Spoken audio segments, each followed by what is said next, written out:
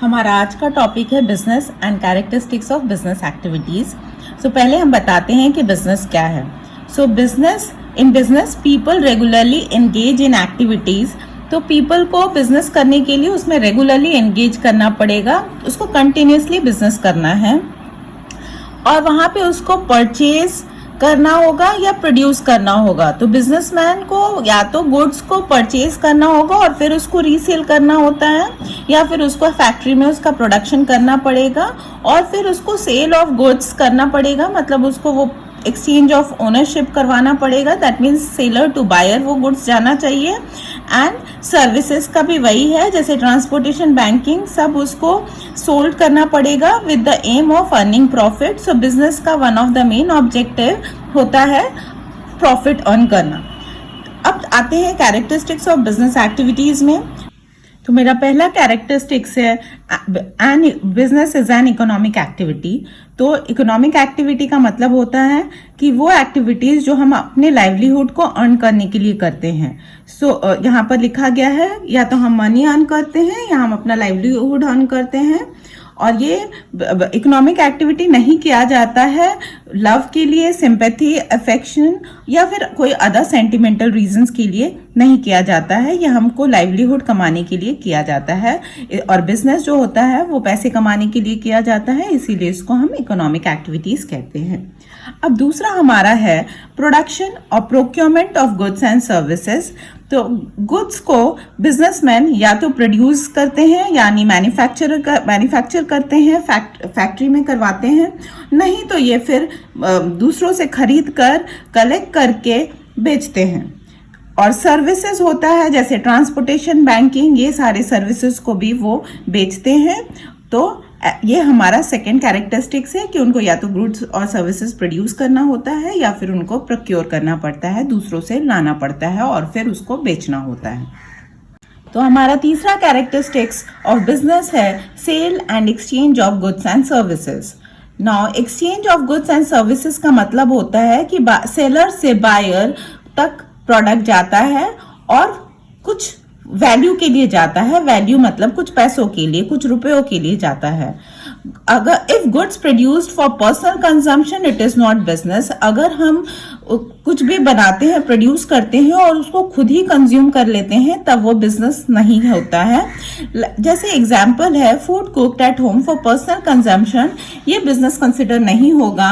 On the other hand और एक example है food consumed in a restaurant, तो फिर वो बिजनेस होगा क्योंकि हम उसको बेचते हैं। From seller to buyer title of ownership change होता है, तो वो बिजनेस होता है।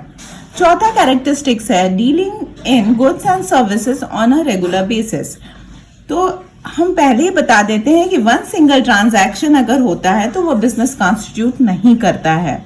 बिजनेस करने के लिए रेगुलरली हमको बिजनेस करना होता है। अब एक एग्जाम्पल पकड़ते हैं। पहला एग्जाम्पल है अगर X sold his second hand mobile in a shop once. अगर एक्स सेकेंड हैंड मोबाइल एक बार अगर किसी दुकान में बेचता है तो उसको हम बिजनेस नहीं कहते हैं। लेकिन दूसरा एग्जाम्पल पकड़ते हैं कि वाई जो है रेगुलरली अपना ओल्ड और न्यू मोबाइल फोन शॉप या घर से बेचता है, तो उसको हम बिजनेस कहते हैं। हमारा फिफ्थ कैरेक्टरिस्टिक्स है प्रॉफिट अर्निंग। मैं पहले ही बोलती हूँ कि बिजनेस का मेन ऑब्जेक्टिव प्रॉफिट अर्न करना होता है। And no business can survive without earning profit. मतलब कोई भी बिजनेस सर्वाइव नहीं कर सकता है बिना प्रॉफिट के। अगर वो सर्वाइव नहीं तो क्या होता है कि सूनर और लेटर उसका बिजनेस बंद करना होगा अगर प्रॉफिट नहीं हुआ तो। प्रॉफिट बढ़ाने के कई तरीके हैं, या तो वॉल्यूम ऑफ सेल्स इंक्रीज करो या कॉस्ट ऑफ प्रोडक्शन को रिड्यूस करो, और भी कई तरीके हैं। नाउ सिक्स्थ है अनसर्टेनिटी ऑफ रिटर्न। तो अनसर्टेनिटी ऑफ रिटर्न मतलब हम सर्टन नहीं है कि हमें कितना रिटर्न मिलेगा, हमको ये नॉलेज नहीं है कि हमें कितना रिटर्न मिलेगा। जितना कि हम इन्वेस्ट किए हैं बिजनेस को स्टार्ट करने के लिए, तो अब श्योर नहीं है कि हमें उससे ज़्यादा भी मिल सकता है, हमें उतना भी मिल सकता है, हमें उससे कम भी मिल सकता है, या हमें बिल्कुल भी प्रॉफिट नहीं होगा, उल्टे हमें लॉस हो जाएगा। तो ये होता है uncertainty of return. Now last point हमारा कैरेक्टरिस्टिक्स में है element of risk. Element of risk है मतलब बिजनेस रिस्क पे ही चलता है। तो रिस्क का मतलब होता है या तो हमें लॉस हो सकता है, या अनफेवरेबल सिचुएशन हो सकता है, या अनडिजायरेबल कंडीशन हो सकता है, तो वो रिस्क को जनरेट करता है। अभी फैक्टर्स ऑफ रिस्क, सो क्या क्या फैक्टर्स हो सकते हैं रिस्क के? चेंज इन कंज्यूमर टेस्ट, मान लीजिए कि कंज्यूमर का प्रेफरेंस ही बदल गया, तो फिर वो एक रिस्क हो गया बिजनेस के लिए। दूसरा, फैशन चेंज हो गया, तो जो भी मेरा गुड स्टॉक में ऑलरेडी है वो अब और नहीं बिकेगा, तो ये मेरे लिए एक रिस्क की बात हो गई।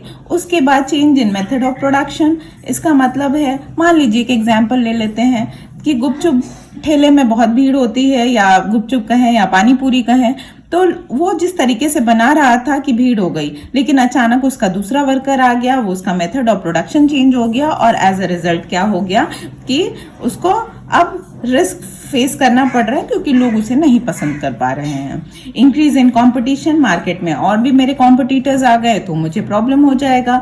If employees are going to go for strike के लिए एम्प्लॉयज जाते हैं तो फिर फैक्टर रिस्क फैक्टर्स में आ जाता है। इसके अलावा फायर हो गया, थेफ्ट हो गया, नेचुरल कैलमिटीज, बाढ़, बिजली गिरना, या कोरोना वायरस फैल जाना, ये सारा जो फैक्टर्स हैं उसकी वजह से भी हमें बिजनेसमैन को रिस्क हो सकता है। Thank you.